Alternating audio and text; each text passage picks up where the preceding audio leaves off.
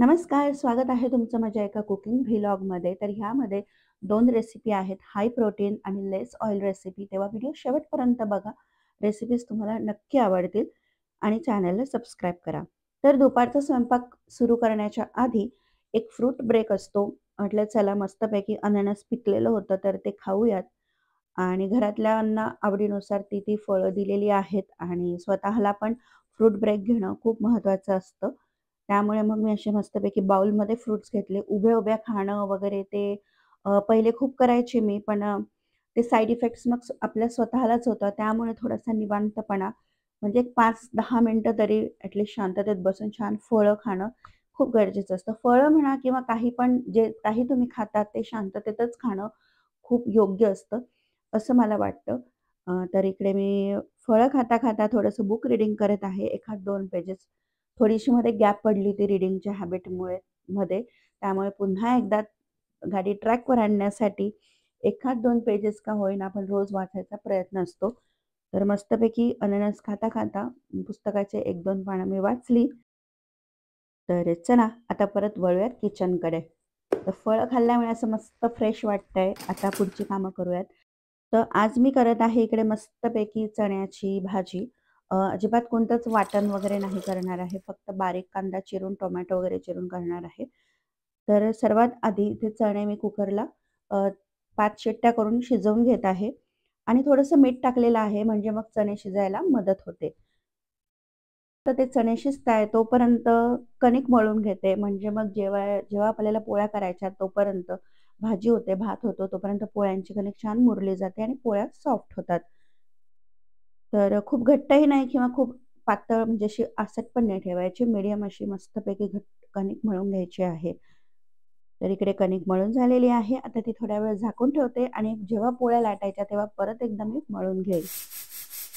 तर इकडे कुकरच्या मध्ये शिट्ट्या झालेल्या आहे. आता कुकर गार होतो तोपर्यंत आपलं कांदा, टोमॅटो जे काही भाजीला लागणार आहे ते मी सगळं चिरून घेते. आता वाटण नाही करायचंय मला कांद्याचं वगैरे त्यामुळे जेवढा शक्य होईल तेवढा कांदा आणि टमाटा मी बारीक चिरणार आहे.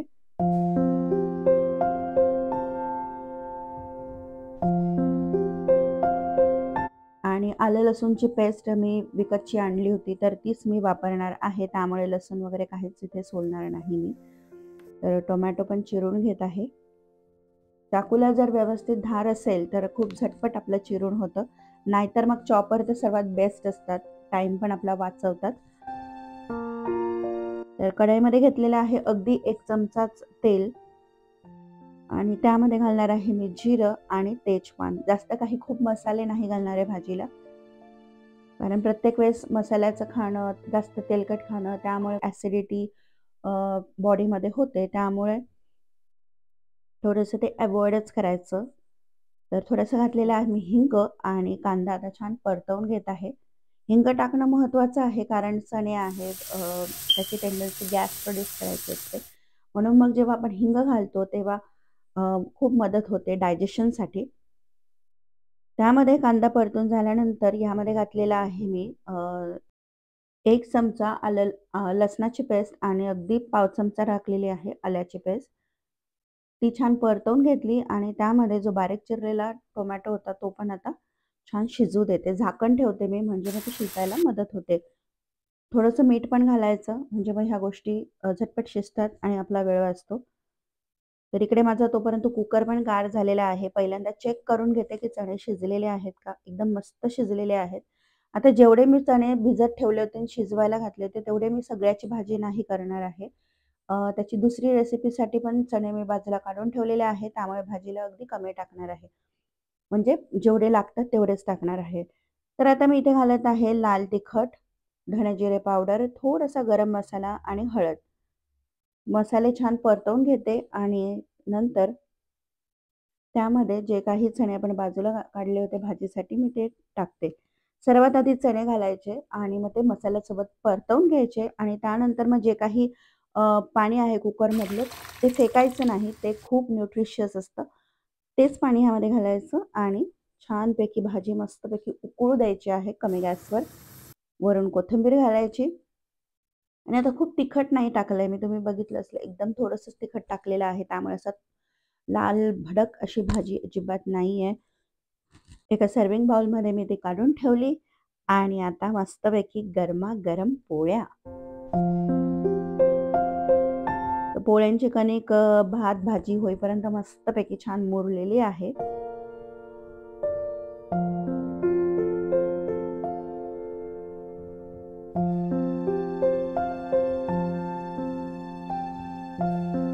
छान अशा मऊसूत फुगलेल्या पोळ्या आणि पुढे पुढ मोकळी अशी पोळी गरमागरम तुपाची धार वरून खायला खूप छान लागते. गरमागरम तूप लावलेली पोळी आणि मग त्याच्यासोबत मग कोणती पण भाजी असेल तर ती खायला एकदमच मस्त लागते. आणि साईड बाय साईड मी जे काही भांडे निघत होते ते सुद्धा मी स्वच्छ करत गेले, त्यामुळे ओटावर पसारा कमी होतो. तर इकडे पोळीवर तूप घातलेलं आहे आणि भाजी, पोळी आणि थोडासा भात आणि सोबतीला ऑफकोर्स सॅलड.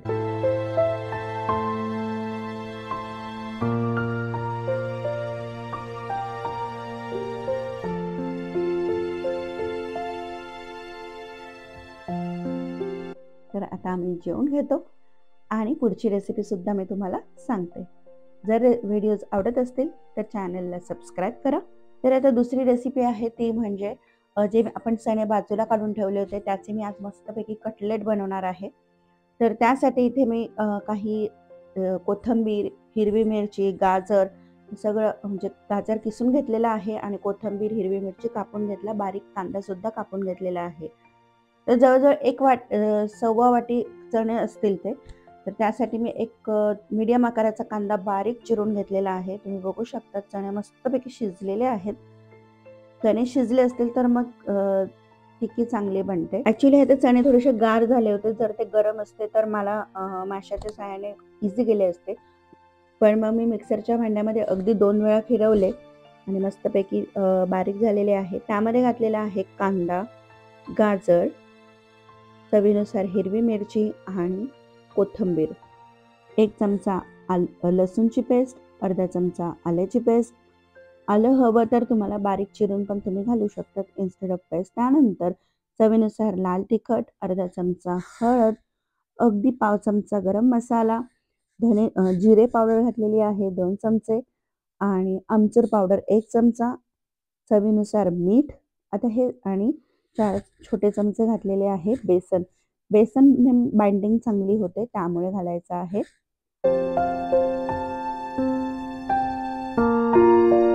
तर याचा एक घट्टसर गोळा बनवून घ्यायचा आहे. पाणी घालायची अजिबात गरज नाही.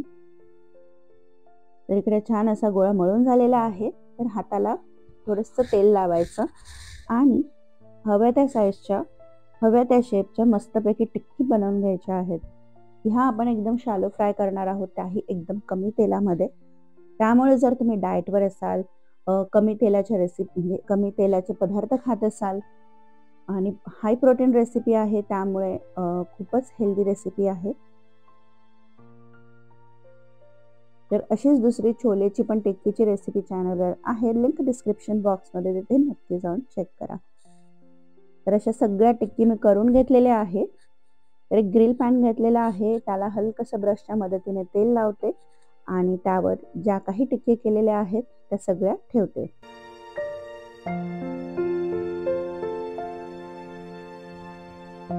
प्रोटीन आपल्या शरीरासाठी खूप महत्त्वाचं असतं. आपल्या मसल्सला ते खूप स्ट्रेंथ देतं. त्यामुळे आपल्या आहारामध्ये प्रोटीनचा समावेश असलाच पाहिजे. खरं तर एक बॅलन्स्ड डाएट खूप महत्त्वाचं आहे आणि जे काही खाल ते व्यवस्थित शांततेत बसून चावून खाणं खूप गरजेचं आहे. तर एका साईडने छान शेकून घेतलेले आहेत मी भाजून. आता दुसऱ्या उलटवून दुसऱ्या साईडने पण ते छान शेकून घेत आहे. असं 2-3 वेळा शेकायचं म्हणजे मग दोघी साईडने त्या व्यवस्थित होतील, शिजतील. तर अशी मस्तपैकी चणा टिक्की बनवून तयार झालेली आहे. तर आता एक तर ही अशीच आपण खाऊ शकतो सॉससोबत, चटणीसोबत. खूप छान लागते. बाहेरून कुरकुरीत आणि आतून सॉफ्ट अशी छानपैकी चणा टिक्की तयार झालेली आहे. पण ही मला आवडते. एक पोळी घ्यायची मस्त, त्याला सॉस लावायचं, मायो लावायचं. अगदी सॉस कमी लावायचं. नाहीतर मग जे टिक्कीचा स्वाद आहे तो कमी होतो. म्हणजे सॉसचाच टेस्ट जास्त येते. काही जर तुमच्याकडे लेट्यूस असेल तर ते ठेवायचे. थोडासा कांदा ठेवायचा आणि जी काही टिक्की आहे ती आपल्याला यामध्ये ठेवायची आहे ब्रेक करून. कारण मग तो रॅप व्यवस्थित होईल. तर असे 2 मी टिक्की इथे ठेवलेल्या आहेत. वरून थोडासा कांदा घालायचा. तुम्हाला हवं तर तुम्ही सिमला मिरचीसुद्धा ठेवू शकतात. आणि बस असं मस्तपैकी रोल करून खायचं. जसं ते फलाफल असतं त्याप्रमाणे याची चव लागते. खूप छान चवीला लागतं. तर हा एक जरी खाल्ला तरी भरपूर पोट भरतं. तर अशी मस्तपैकी चविष्ट रेसिपी तुम्ही नक्की करून बघा आणि खाऊन बघा. हे जर तुम्हाला टिफिनला द्यायचं असेल तर तुम्ही टिफिनला सुद्धा देऊ शकतात. नक्की करून बघा आणि व्हिडिओ आवडल्यास चॅनलला सबस्क्राईब करा. व्हिडिओला लाईक, शेअर, कमेंट करा. पुन्हा भेटूयात नवीन एका व्हिडिओ